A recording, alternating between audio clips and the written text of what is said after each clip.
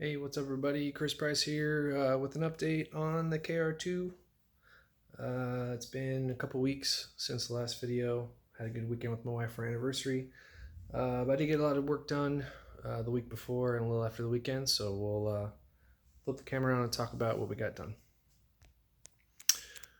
So I got that wing painted like I said I was going to. It's in a different spot now, but it's hanging.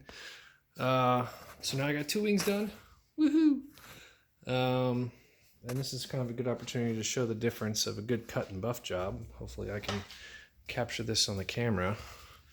Maybe not, but lots of trash and stuff in the paint. That's just how it is after the paint.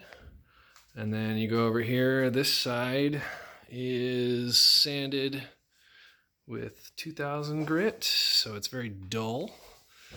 And then just tonight I got done buffing, and you can see me in the reflection. Nice and shiny, flat, looks pretty good. You can see the reflections in there. So a lot of effort, but definitely worth it. Is it perfect? No.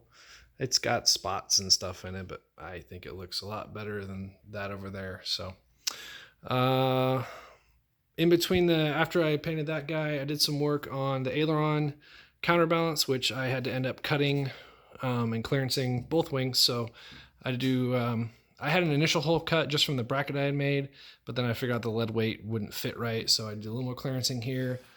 Sorry, I'm trying to get light in there. I had to cut some more, cut it deeper, and then refiberglass it on both sides, which then leads to the other project I had of trying to smelt lead.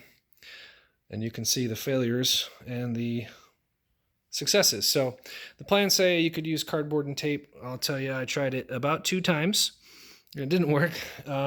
What I found works for anyone trying this in the future.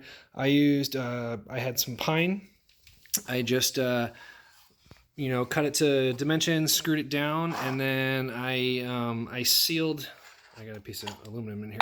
I sealed the edges with plumber's putty because I had it, and it works. It's worked. I've did like 4 times. The reason I have this in here was like I did one big block and it was like 3.5 pounds, and it was a little bit not enough for one of the ailerons. So I found this, or I made this, and I actually set it in here with a little offset, which was how much the big lead weight was hanging over the bracket. And so when I poured more lead in here, it created a nice lip, so I didn't have to. I'll try to get a picture of it up here. It made that bottom piece so I didn't have to do any kind of grinding. It just bolted right in. So that's one of them. And then over here, I've got the other one. And the cutouts worked. So there's that. My ailerons they're kind of balanced. I have them a little heavy right now. I'm waiting for when I'm at the airport. I'll put the wings on. I'll put the tail up and level the fuselage. And then I'll trim the lead down to where the trailing edge matches up well.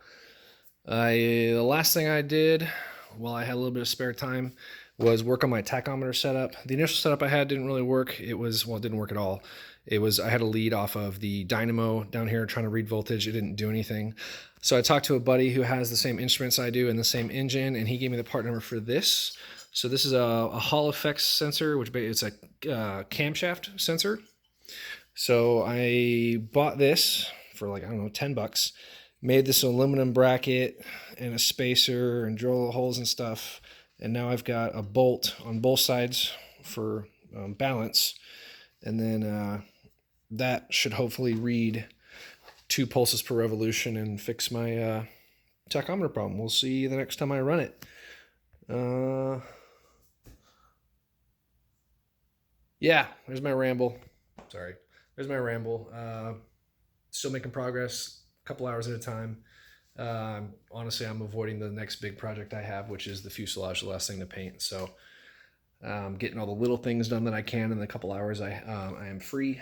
And then once I sand that one wing down and buff, I'm just buffing the bottom like I did. I buff the bottom of the wing like I did on that one, and then when it's in the hangar and on the airplane, I'll buff the top, just so I don't have to worry about scratching it, hanger rash, and all that stuff.